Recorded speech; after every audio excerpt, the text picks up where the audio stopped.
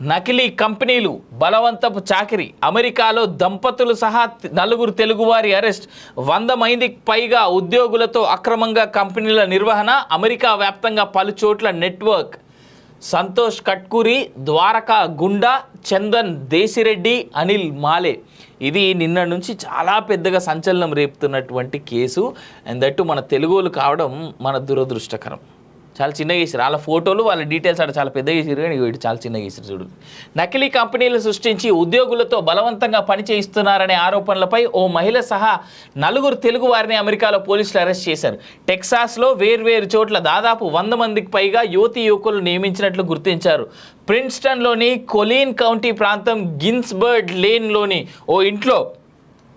పెద్ద సంఖ్యలో యువతులు నివసిస్తున్నారని అక్కడే ఓ అనుమానాస్పద కార్యకలాపాలు సాగుతున్నట్లు ఫిర్యాదుకు వచ్చాయి దీంతో సంతోష్ కట్కూరికి చెందిన ఆ ఇంటిని గత మార్చి 13న పోలీసులు తనిఖీ చేశారు ఈ సందర్భంగా ఆయనకు చెందిన పలు ప్రోగ్రామింగ్ షెల్ కంపెనీల్లో 15 మంది యువతులతో సంతోష్ భార్య ద్వారకా గుండా పనిచేయిస్తున్నట్టుగా గుర్తించారు మానవ అక్రమ రవాణాకు కేంద్రంగా భావిస్తున్న ఆ ఇంట్లో ఎలాంటి సామాగ్రి లేదని కేవలం కంప్యూటర్లు దుప్పట్లు మాత్రమే ఉన్నాయని యువతులంతా అక్కడి గదుల్లో నేలపైనే నిద్రిస్తున్నారని అధికారులు వెల్లడించారు విచారణలో ప్రిన్స్టన్ మెలిసా మెక్కినే ప్రాంతాల్లోని షెల్ కంపెనీలు నెలకొల్పి 100 మందికి పైగా ఉద్యోగాలతో ఇదే విధంగా చాకరీ చేయిస్తున్నట్టు నిర్ధారించారు మానవ అక్రమ రవాణాకు పాల్పడ్డారని నేరారోపణలపై సంతోష్ ద్వారకతో పాటు వారికి సహకరించిన చందన్ దేశిరెడ్డి అనిల్ మాలేను పోలీసులు అరెస్ట్ చేశారు బేసిక్గా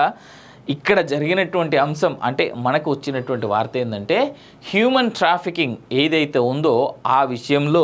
ఈ 4 చాలా పెద్ద ఎత్తున హ్యూమన్ ట్రాఫికింగ్ చేస్తున్నారు అనేటువంటి ఉద్దేశాన వీళ్ళని అరెస్ట్ చేసినట్టుగా నిన్న వచ్చినటువంటి వార్తా కథనం ఇక్కడ మన తెలుగు పేపర్ కాబట్టి జర నీట్గా రాసిరు లాస్ట్కి రాసి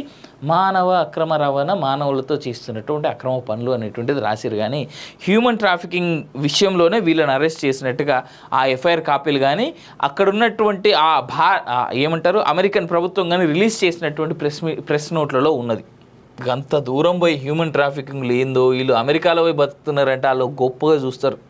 చూస్తుండే అట్లీస్ట్ కొన్ని రోజుల క్రితం